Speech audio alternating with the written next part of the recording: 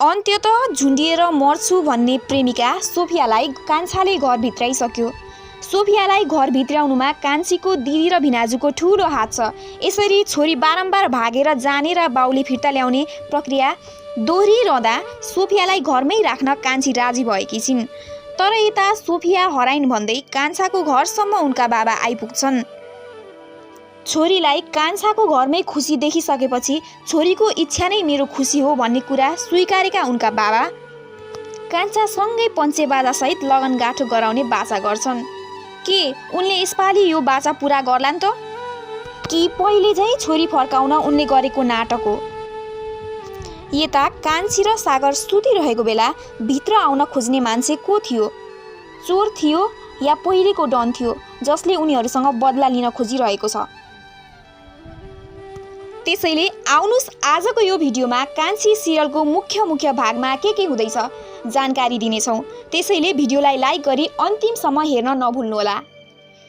यहाँ कान्छी र सोफियाको विवाह उमेर पुगेपछि गरिदिने बाचा गर्दै सोफियाका बाबाले सोफियालाई घर फर्काउन सफल भएका छन्। के यसपालि सोफियाको बाबाले आशीर्वाद सहित छोरीको लगनगाठो कान्छासँग कसिदिने छन् त? या फेरि विवाहको समयमा भिलेन बनेर आउनेछन्? यसरी तपाईको प्रतिक्रिया के छ तल कमेन्ट गर्न नभुल्नुहोला। यता कान्छी र सागर सुतिरहेको बेला आउने शङ्कास्पद मान्छे को हो भन्ने कुराले कान्छीलाई अझै तनाव दिइरहेको छ।